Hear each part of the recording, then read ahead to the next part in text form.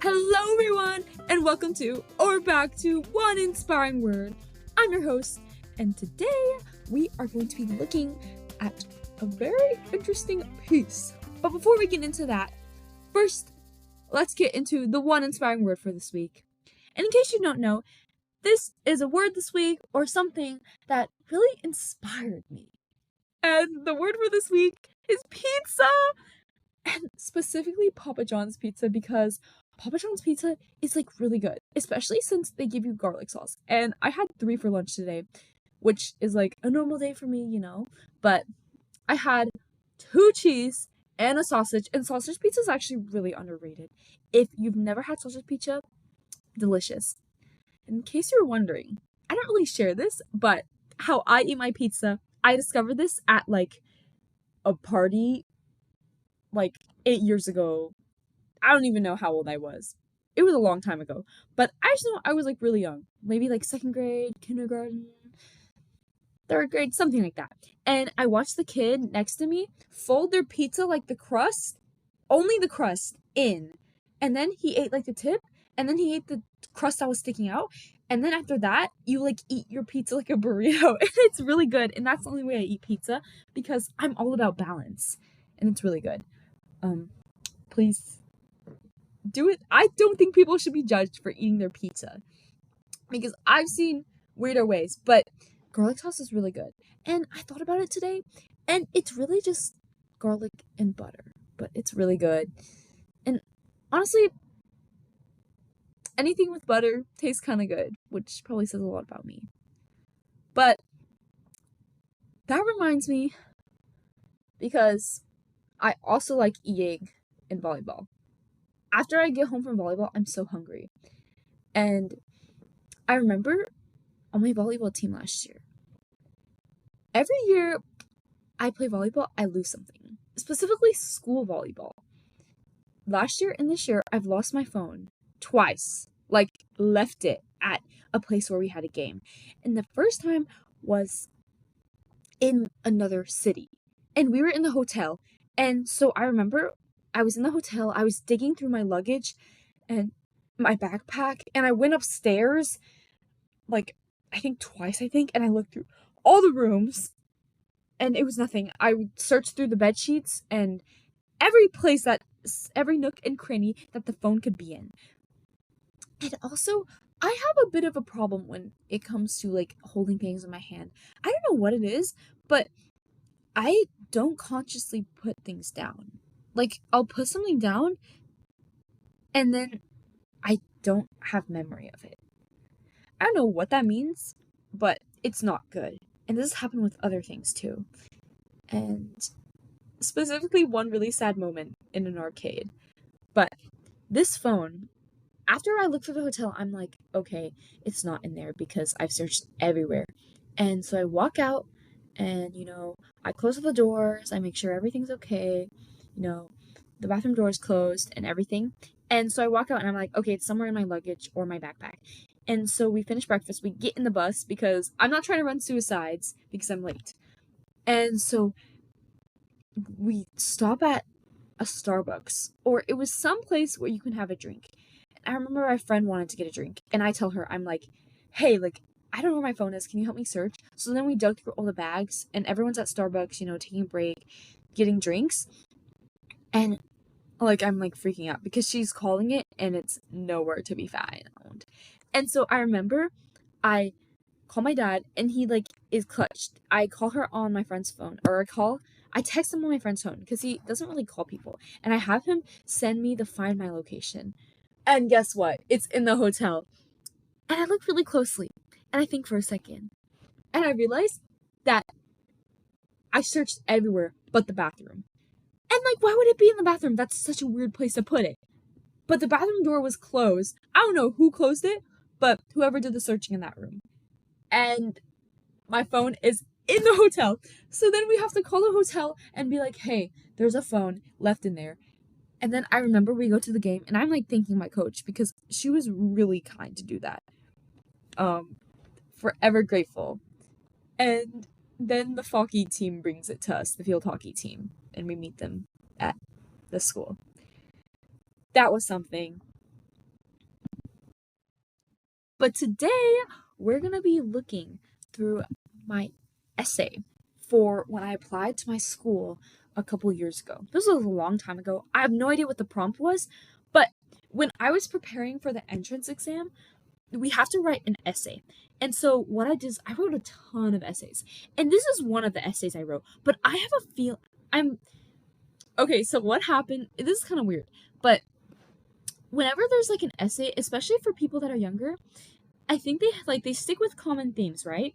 And I've been told this, like, you go into an interview, usually you expect them to ask you similar questions, like, oh, what are your hobbies? Oh, why do you want to go to this school? It's just like any interview. And it's the same with an essay, right? You go in and there's probably some big topics they'll have you talk about, like, what's important to you, your values, things like that. So I was preparing for that. And the day before I took my exam, I remember I wrote this essay on my bed, and you have 30 minutes to write it. And I remember I was in 6th grade, and I recently found it. And I think the essay topic in the book, because I was reviewing with this entrance exam book, and it was like, oh, what's the one thing you would change about the world? And what is it? And so I wrote about the environment because it was just something easy. And yeah, and I had a lot of ideas because I think when I was younger I had a lot of creative ideas, and I really liked writing intros and imagery. And I think I still do that now. But I recently found it, and this is also the one I wrote. Literally, I think I wrote this not word for word. I added a lot of, I think I improved it a lot. But I just remember it when I was taking my test. And this is it. How important it is to support wildlife. As I walk to school, I look at some of the lawns sprinkled with empty bags of chips, the sidewalks with plastic littered on it, and the fences with an assortment of food on it. What do you see when you look outside? Do you contribute, or are you the one that cleans things up? Which leads to the topic of discussion, how important it is to support wildlife. Today, through my following areas of analysis, I hope to show you just how loud our environment is crying for help. First, what do I mean by wildlife? Second, the damage done. And finally, what you can do. Firstly, what do I mean by wildlife? Am I simply referring to the trees that suffer every day in order to fulfill my and your needs? According to Webster, wildlife is wild animals, collectively, the native fauna and sometimes flora of a region. But that definition is simply not good enough anymore. It doesn't sum up anything close to how we humans are killing and hurting the wild animals and flora of a region. According to worldbank.com, we need wildlife. Animals, plants, and marine biodiversity keeps ecosystems functional. Healthy ecosystems allow us to survive, get enough food to eat, and make a living.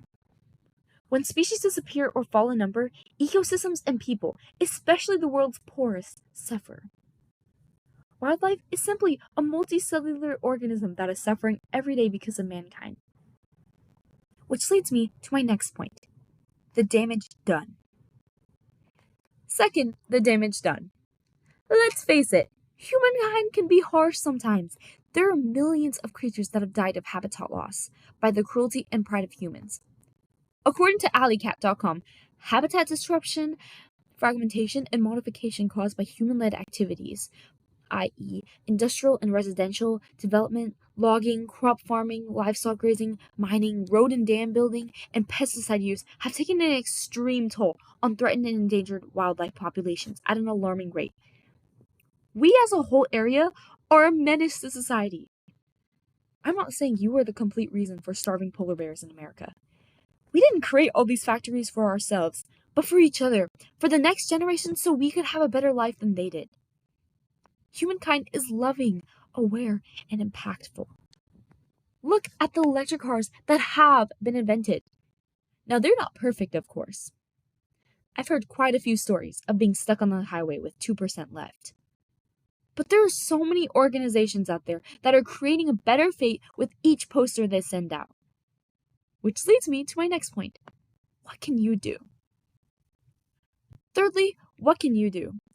Have you ever looked at a piece of trash and thought about how the trash can was literally 15 feet away? Or have you guiltily looked at the plastic you lost your grip on and let fly away? We are capable of more than we've lost. Planting trees and picking yours and others' trash is a heroic effort, but it's always that one person who ends up doing it. According to BBC.com, protecting endangered species and cleaning lakes and seas has a positive effect on the environment. At home, you can help the planet by recycling waste and growing plants or vegetables. Those ocean cleaning, tree growing, trash picking up organizations are never at maximum help. There's always someone who is unaware of the consequences of something you can do. Be that one person. What do I see when I look outside? I see an opportunity for me and you to clean up the mess we've left, the dejected animals and helpless trees with. It's going to get a lot harder. Through the points, first, what do I mean by wildlife? Second, the damage done, and finally, what you can do. I hope you thoroughly heard that cry for help. Stay green, everyone. Oh my goodness. I'm looking through this, and I think realistically, I bet it took me more than the time allotted, 30 minutes, because I have actual evidence in here. But I feel like I have a distinct memory of like me lazing around on my bed and like typing it out, doing evidence, and probably like eating a popsicle while writing this. And it's not amazing, but I remember I can't believe I wrote this. I think I was 11. Yes, I was 11. And then I was turning 12 that year, the next year. But wow, this is very interesting. There are parts of my wild writing style that have like changed a lot, but there's also a lot of parts that stay the same. I still just have a lot of ideas that can get really messy, and I just love like listing out things because like, oh, empty bags of chips, the sidewalks with plaster litter on it. I can also have a clear picture of like what I was thinking about because I think there are people in my life that actually did this. Like the trash can example and like letting the plastic fly away. I think those are personal experiences. And I can't believe I say stay green at the end. That's crazy. But I think that's the power of growth. And I also think that's just the power of writing. It's really cool. And I hope you guys enjoyed. Thank you so much for listening, and I hope you have an amazing day filled with lots of love and lots of nature and lots of sun. Peace.